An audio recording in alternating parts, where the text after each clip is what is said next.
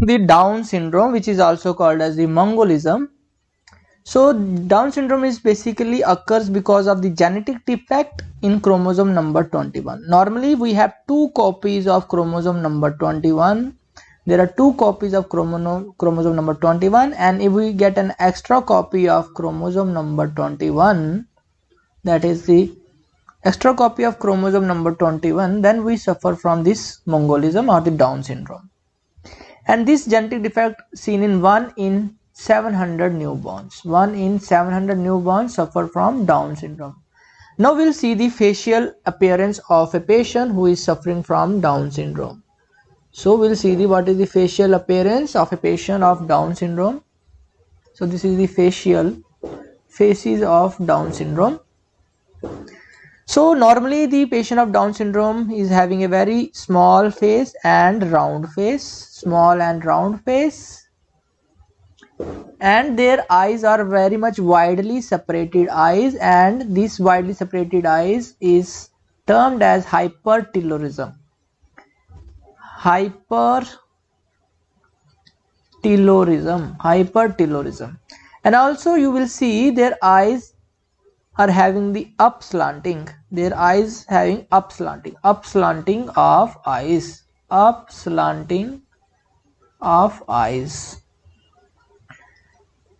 Then you can see here their nose is very much small, and along with it, this is the nasal bridge. There is depressed nasal bridge. There is depressed nasal bridge. In the eyes, I would also like to tell that this is the apicanthal fold, that is the upper skin fold of the eyes. It is very much prominent. So prominent apicanthal fold.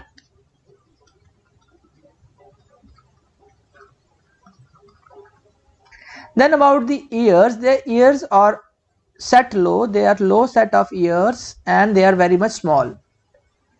There are small and low set of ears. Small and low set of ears. And about the mouth, if they open their mouth, their tongue is furrowed. We will get the furrowed tongue along with small teeth. There will be furrowed tongue, and you will also find the small teeth. And you can also see there is a palate, and there is highly arched palate. Highly arched like this. The palate is highly arched palate. And sometimes you can also get the macroglossia, large tongue. Sometimes you can get. Then this is the neck, and this neck is very much short neck. So this is about the facial appearance. Here is one more diagram showing the facial appearance as we discuss. You can see the flattened or depressed nasal bridge. In the eyes, you can see the prominent apicanthal fold, that is the upper eyelid skin fold covers the inner corner of the eye. Upper eye fold covers the inner corner of the eyes, as we can see, that is the prominent apicanthal fold. In the eyes, you can see the white dots on the iris, and these are called as the brush field spots. These are the small typical white spots arranged in a ring in the iris. In the eyes, I would like to tell also they can suffer from cataract, myopia, and squint. So these things can also occur, that is the cataract, myopia, and squint in a patient of Down syndrome. And you can also see here the upslanting of the palpebral fissure. Here you can see the upslanting of the palpebral fissures. You also see the ears are low set and small and folded ears. Here is low set, small and folded ears. And the neck is very short neck, as we already discussed. So these are the facial appearance or the faces of Down syndrome. Then about the hands. The hands of a patient of Down syndrome is termed as the simian hand. Simian hand. So The hands of a patient of Down syndrome is very much short. This is short and they are broad. So you will get the simian hand which are short and broad. Also you can see a single palmar crease which is called as the simian crease. This is the simian crease. So simian crease is seen in Down syndrome.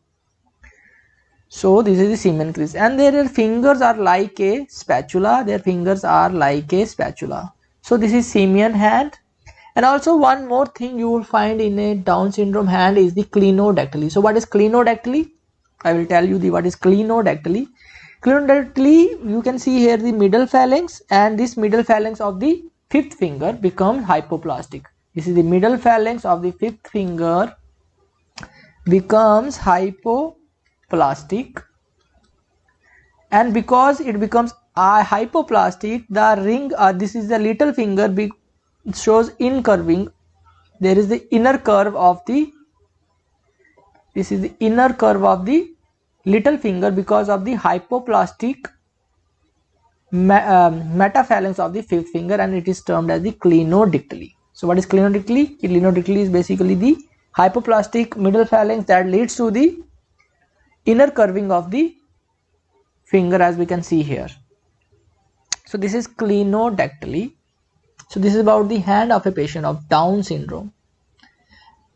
Now we'll see the foot of a patient of Down syndrome. So what is there special in the foot of a patient who is having the Down syndrome? You can see there is an increased gap between the first and the second toe. There is an increased gap between the first and the second toe, and this is called as the sandal gap.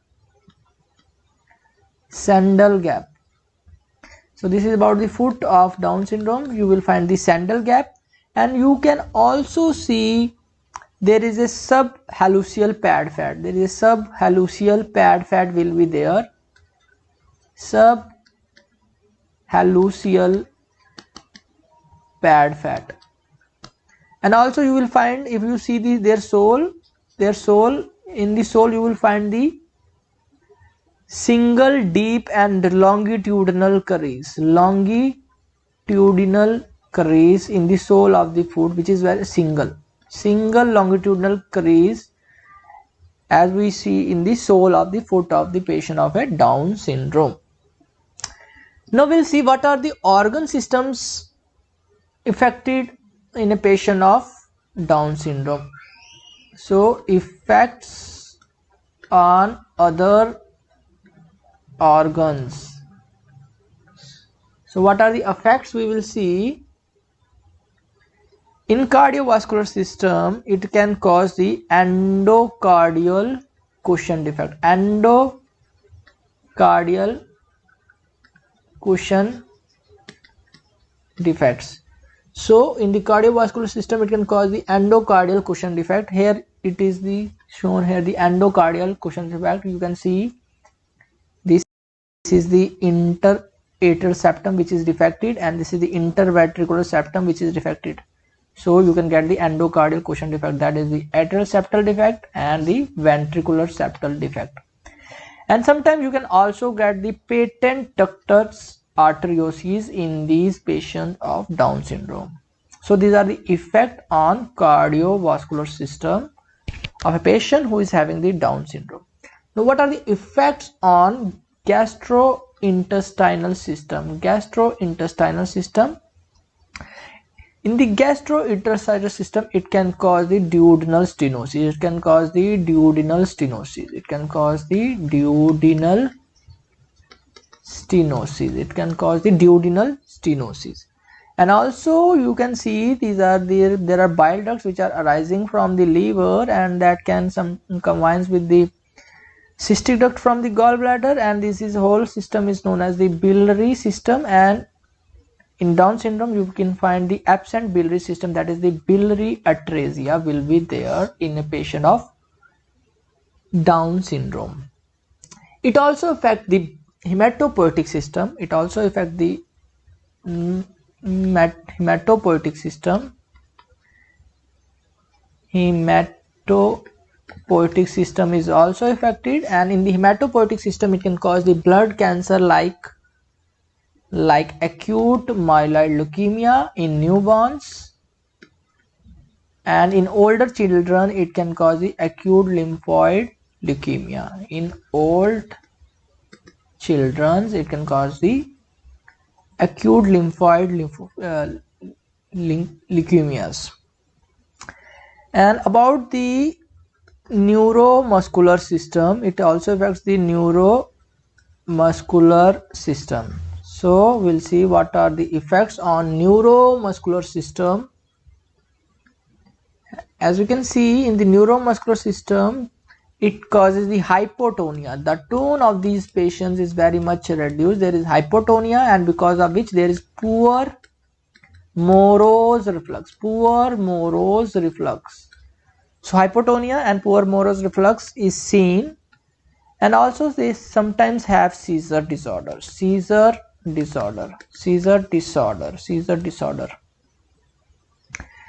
Now we'll see what are their effects on the skeletal system. So skeletal system.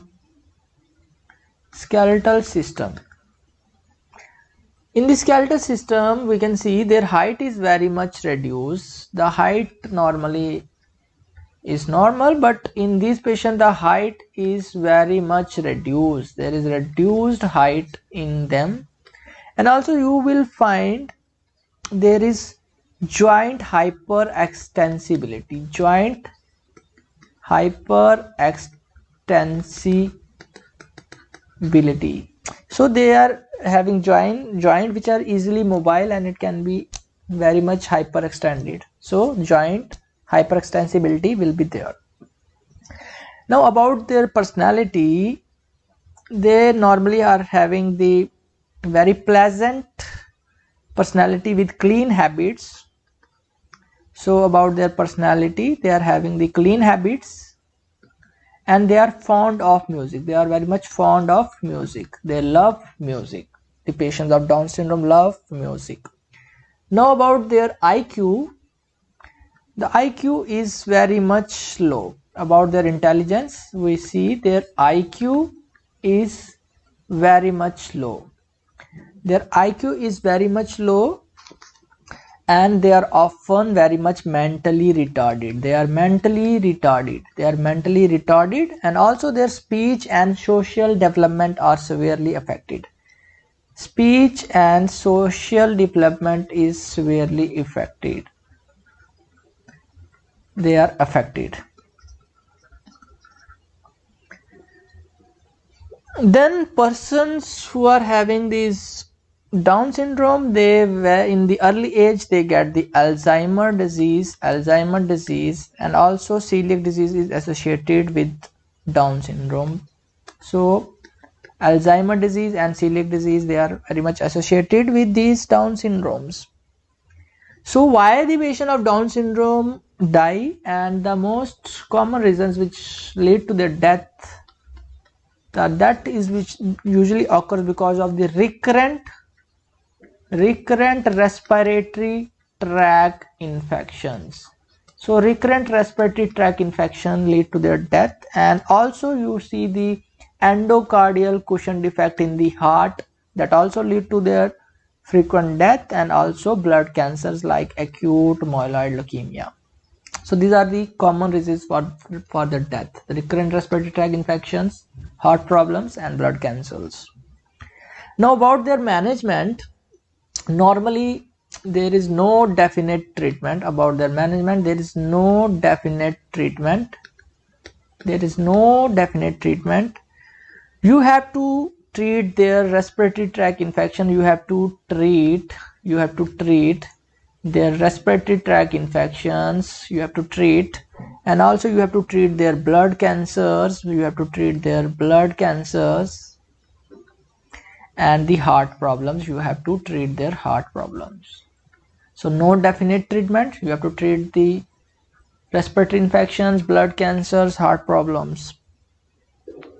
And average life expectancy of these individuals is 55 years. 55 years is the average life expectancy.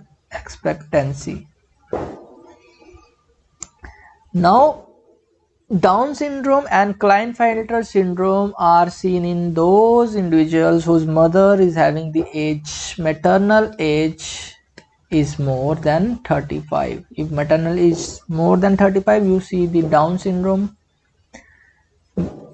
and you see the Klinefelter. If the mother is more than 35 and given birth to a baby, they mostly likely to have Down syndrome or Klinefelter syndrome. And if the father is having more age, father is aged, then you will see more of a Marfan syndrome and achondroplasia. Achondroplasia. So if mother is more aged, you will find the Down syndrome. If father is more aged, you will find the Marfan or achondroplasia. And how we diagnose it in pregnancy? We will diagnose it in pregnancy by doing certain tests like amniocentesis. So prenatal diagnosis in pregnancy or prenatal diagnosis you will do by before giving birth. You can diagnose this by doing the amniocentesis and